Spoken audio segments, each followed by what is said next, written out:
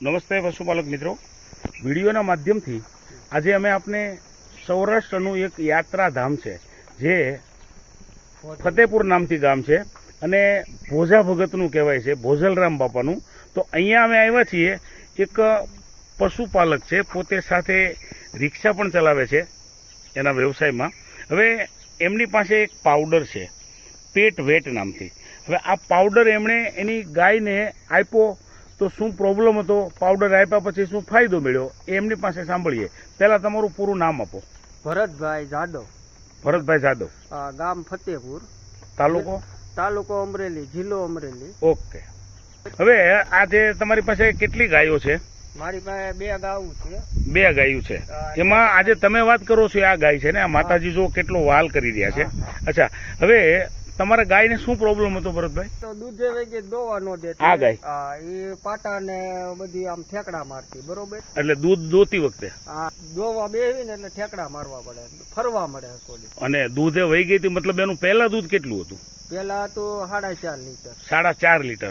અને દૂધે વહી ગઈ હતી, મતલબ દૂધ ઓછું થઈ ગયું હતું તો કેટલું થઈ ગયું હતું? એનું 1.5 લીટર માત્ર 1 થી 1.5 લીટર. તો એ 1.5 લીટર. પરાણે મતલબ દો આપતી જ નહોતી એમ? પરાણે ને મારવી તો પરાહો જ ન વાળે. હા હા. એટલે ભડકે બહુ, બીતી બહુ, એવું થતું અને આમ ગળવા મળી હતી, બરોબર? ટૂંકમાં એની અંદર શું બીમારી હોય તો કદાચ તમને ખ્યાલ નહોતો, પણ એનું શરીર કયો છો ઓછું મળ્યું હતું થવા, અને દૂધ પણ ઘટી ગયું હતું. પછી આ તમારી ગાયને એ પરિસ્થિતિમાંથી સુધારો કેવી રીતે લાવ્યા? દિલીપભાઈએ પાવડર નું કીધું મને. અચ્છા, પાવડર મેળવ્યો, બરોબર? પેટવેટની તમને જાણ કેવી રીતે થઈ હતી? પેટવેટની વિડીયો જોયો તો દિલીપભાઈ મળ્યા હતી કે આપણે તે કરવી છે. અચ્છા મિત્રો, આજે આપનાર વ્યક્તિ છે દિલીપભાઈ મહેતા નામના વ્યક્તિ છે સાવરકુંડલાના, અને એ તમને મળ્યા તો એને કીધું કે આ પાવડર એ પણ આપે છે. અચ્છા, પછી એમણે તમને આ પાવડર મોકલ્યો. મિત્રો, આ જે પાવડર છે પેટ વેટ, તો પશુઓનો સંપૂર્ણ આહાર કહી શકાય, જેની અંદર છે પ્રોટીન, વિટામિનો છે, કેલ્શિયમ છે, મિનરલ છે, કાર્બોહાઈડ્રેટ છે. ટૂંકામાં પશુઓના શરીરની તમામ જરૂરિયાતને પૂરી કરે છે આ પાવડર. તો આ તમારી ગાયને આ પાવડર કેટલા દિવસ આપ્યા પછી પરિણામ મળ્યું હતું? 3 દિવસમાં રિઝલ્ટ આવે, પાછી દૂધે વળી ગઈ. 3 દિવસમાં? માત્ર 3 દિવસમાં બધું ખાવા મળી, બધું રીતે ખોરાક લેવા મળી. હા, અને ખોરાક ઓછો લેવા માંડી હતી પેલા? હા, ખોરાક ઓછો થઈ ગયો હતો અને દૂધે વહી ગઈ છે થોડી. દૂધે વહી ગઈ હતી. પાછું 2.5-3 લીટર પાછી વી આવી. વરદી થયું આ ગાને. વર્ષ દિવસ વિયાણ થઈ ગયું અને થઈ ગયું. એની વાસળી સામે રહે સાહેબ.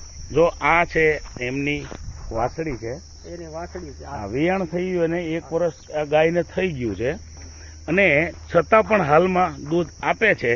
એ છે આપણા આ પેટવેટની તાકાત. પેટવેટના કેટલા ડબ્બા તમે આ ગાયને આપ્યા છે? આ કેટલા કિલો ખવડાવ્યું? આ કિલોનું હતું. 1 કિલો જ માત્ર ખવડાવ્યું છે. 1 કિલો મિત્રો, વિચારી શકો છો, ગાયનું દૂધ ઘટીને 1.5 લીટર થઈ ગયું હતું, એ પાછું એની માત્રામાં આવી ગયું. ગાયની તંદુરસ્તી આપ જોઈ શકો છો, કેટલી તંદુરસ્ત ગાય છે. અને ખોરાક લેવામાં કેવું લાગે છે ગાયને? ખોરાક પૂરેપૂરો લેવા મળે. પેલા નો લેતી, બેઠી રહે ને એવું કર્યા રાખે. મતલબ એના શરીરમાં કોઈ પણ જાતની બીમારી હોય એવું માની શકાય ને? તો જ ખોરાક ન લેતી હોય, તો જ દૂધ ન આપતી હોય. તો મિત્રો, પશુઓના દૂધની જે કાંઈ ક્ષમતા હોય છે, એ જો તમારે એ ક્ષમતા પ્રમાણે દૂધ લેવું છે, અને પશુની તંદુરસ્તી, અને આ એક માણસ જેવું વાલ કરી રહી છે આ ગાય, તમે જોઈ શકો છો. તો એનો મતલબ એ થાય કે એના મનની ઉપર, ગાયના મગજની ઉપર પણ કંટ્રોલ થઈ ગયું છે, બરાબર ને? એવું સમજી શકે? ગરવા દેતી, એટલી બધી તેજ હતી. પડખે નહોતી ગરવા દેતી. લાવ્યા હતી તો પડખે હું અને હાકડું બધું બાંધવું. 2 તો ભરવાડ ને બોલાવવા પડ્યા. શું વાત છે! અને એ બધું કંટ્રોલ થઈ ગયું, એનું માઇન્ડ પણ કંટ્રોલ થઈ ગયું. શેડાયું નો બાંધવા દે. 10 જણા થાવ તો હાકડું બાકડું બધે ફગવી જાય. શું વાત કરો છો મિત્રો? હવે આપ જોઈ શકો છો, આવું એકદમ શાંત પ્રાણી થઈ ગયું છે ને, આ માણસની જેમ વાલ કરે છે. આપ જોઈ શકો છો કે પશુની તંદુરસ્તી સારી હોય તો પશુપાલકને કોઈ જાતની ચિંતા ન હોય, અને બીજા નંબરમાં કોઈ ડોક્ટરને બોલાવવાની જરૂરિયાત નહીં. પશુ તંદુરસ્ત થઈ ગયું છે, દૂધ પૂરતી માત્રામાં આપે છે, તો તમને આમ પરિણામથી તો સંતુષ્ટ છે ને?